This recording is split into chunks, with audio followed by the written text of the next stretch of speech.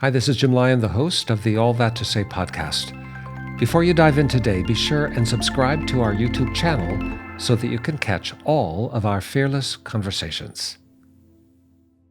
What we're talking about so far unnamed is a book that is now on sale, published by Erdmans, which is a very outstanding publisher, and it's called Mitkas Secret.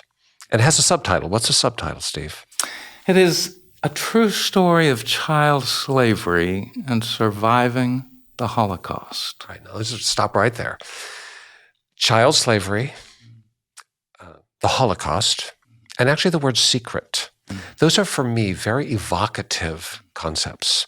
My mind races, maybe because we're all informed at some level of each of those things. We all understand a secret at some place. We've probably all got some secrets, sometimes disclosed and sometimes still held by us alone.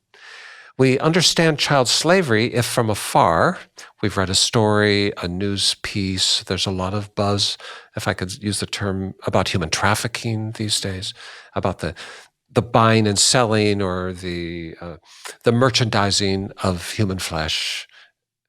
The Holocaust, a very powerful word, sometimes controversial in some segments of society, but also a draconian piece of history, modern history, that all of us living today are close enough to in the mid-20th century to have, well, some grasp in a way different than ancient time. All of that converges in this story, which is a true story. And then there is the name Mitka. All of these concepts are captured in his journey. Tell us about Mitka. Now, you've kind of walked us into a hamburger luncheon where you've been introduced to the story by a mutual friend or a friend of your wife or a coworker of your wife. And as you hear the story then, that's your first taste of it. Something inside of you says, man, I think maybe I want to help tell this story. And one door leads to another. And you're introduced to Mitka, and you find yourself trusted by him to tell the story. With that setup, who is Mitka? Well, immediately I recognized, or I thought, gosh, this is a story that just doesn't come by every day. Mitka is a fascinating man. He is, first of all, he's now probably in his late 80s. It was a daunting idea to think about writing about a living human being. Mitka is a very compelling personage. When you see him, you're drawn to him in ways that you can't really explain. He has a kind of charisma, unique. He has an extraordinary charisma. He's a large and very strong man. He's got piercing blue eyes, but there's something else that defies analysis as to why you're drawn to him. Certainly it's his story that has made him who he is. It's just the story and who he is all came together in 2 days in Sparks, Nevada, where he and his wife live. My wife and I were there and spending time with him. The story is extraordinary, but it was matched in him. And you said this has some magic really in this whole mix. And magic is a word I associate with Tinkerbell and the wonderful world of Disney. Yeah. When actually you're talking about magic, it has a certain compelling power to engage, even though the story could be determined by some, certainly in the first act of the story, to be very dark. What is the story? Yeah. Where did he come from? And what happened to him? A lot of stories have been told about Holocaust survivors. And he is one. And he is one. This story had something that hadn't been told before, and that was the story of a child slave, enslaved by a Nazi, but let me back up a little bit and can I give a little Yes, overview absolutely. of the story? Absolutely. As a 4-year-old, Mitka was dropped at a kinderheim, a school, but a boarding school of sorts, in Bielorussia, Ukraine. He's Ukrainian. We don't know that. That's where he showed up at 4 years old, anyway. Yes. Yep. He was dropped off there because he was a Jewish boy. If you were not Jewish and had a Jewish boy in your home, or even if you were, you knew at that time that your life was in danger and your whole family's life. This was 1939. So the Nazis had already invaded Ukraine. No. This is before that. This was the fall of 1939. And September 1st, they invaded Poland. That was their first announcement to the world that we're going to be this hegemon all over Europe. Yeah. He spent 2 years at this orphanage, quasi-school boarding place. He knew that because of the passage of seasons. That's how he measured time. There wasn't instruction going on. There were, more than warehousing kids. There was some care. But after 2 years, one day, some of the teachers left. And the children were left there alone. And there was an age range from, Mitka, 4 years old, to some teens probably. Mitka left to go find teachers after about a week. But he left on the occasion of Bielorussia being bombed. Hitler was coming through the Ukraine to get to Russia in Operation Barbarossa. They dropped 5 bombs on the area right around the school. Ceiling plaster is falling on Mitka, his bedclothes are on the floor, or his sheets. He leaves with another boy to go find teachers. The 2 boys part at a road, never to see each other again. Mitka couldn't find any teachers. He went into the woods and lived alone. The next day after he left, for the first time in the Nazi history, they took all the children in that school. They marched them into the forest and executed children for the first time. Mitka, for the first time in his life, escaped death by that. The Eisengruppen were the killing squads that carried that out, with local soldiers, Ukrainian soldiers also involved, common people. Mitka spent time in the forest scavenging for food. Now, think about a 6-year-old boy. A 6-year-old. Yeah. Just surviving. And he's not even sure where it came from. I mean, his memory seems to kind of begin at age 4 with the school. Well, he has little snippets of memory that are before that. But yes, that's where they really began.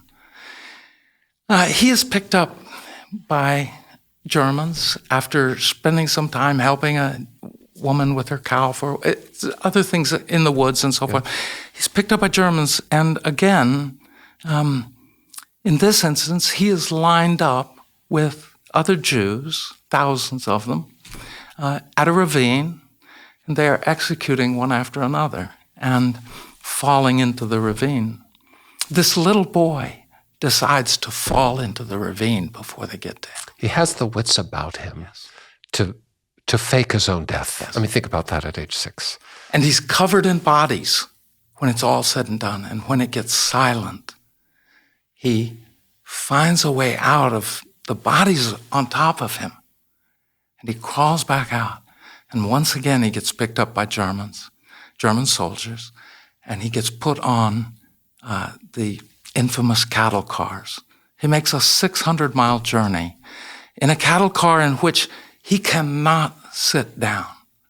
He is standing on what we would think of as a bathroom scale, that kind of size, and you're held up by the shoulder-to-shoulder contact. The crowd. Yeah. There is no, you use the restroom as you stand.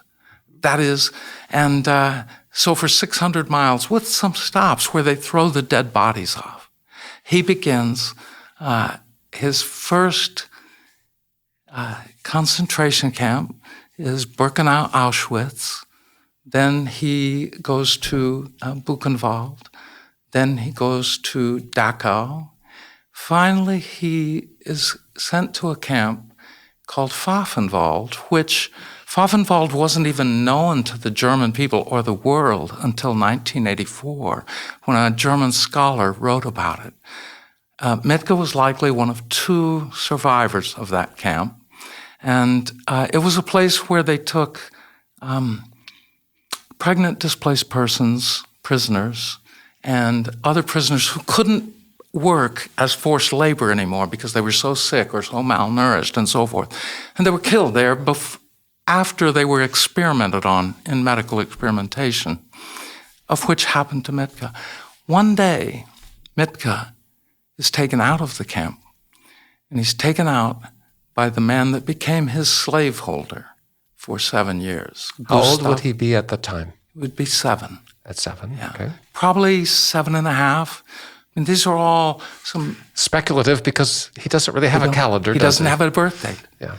On that day, December 14, he was given a birth date by Iron Gustav Dürer, who became his slaveholder. He was given that day as his birth date in 1932.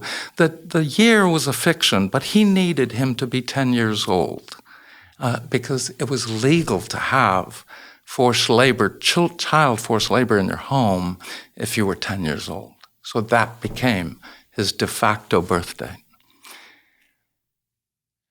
He spent 7 years in this Rothenburg an der Fulda, in this compound that was a farm and a house, a 3-story house in that town. And you say he's a child slave, meaning he says he is a slave. He serves his master, whatever the ask, whatever the drama, whatever the hardship. He has no voice. He simply accommodates the master. Let me give you a little sense of what that meant. The first night, or the first day that he arrives there, he is stripped naked in front of the family with which he'll be staying. He's 7.5, and he's put in a tub, and he's scrubbed. He remembers abrasions on his body from how hard he was scrubbed, but he hadn't, as far as he can recall, he'd never had a bath. He'd never had a shower, except when he was at Dachau, and they deliced him with other naked women, which terribly embarrassed him. But this was the first time he'd ever been scrubbed. He was wearing rags when he came, and he was put into some kind of a tunic with a pair of pants. He had no shoes. He was given no shoes. He had no belt. In the 7 years he was there, he had never had underwear. He was put into a room in the house and locked. Every night he returned to that room. He slept on straw. He had a horse blanket to get through the winters. It was an unheated room. He began doing the work of a grown man very early on. He took care of the farm animals, which were 2 horses, a cow, which he milked morning and night, some goats, chickens, collecting eggs from the chickens. And one of his tasks, this is a funny story, they had a double-story outhouse at the house. And he makes a lot of fun out of that, but it was his job to take all of the human waste down to fields that Gustav Dürer owned for fertilizer, and to take all the waste from the farmyard animals down there. He would ride in a wagon, drive a wagon, and unload that, spread it on the fields. Those were some of the kinds of tasks that he did over and over and over again. He was never taught anything. He never knew what a toothbrush was. He didn't have any clue. He ate what he fed the animals. He would mix slop for the pigs, and that's what his diet consisted of. So it was a very... it's a horrific story of childhood abuse and slavery.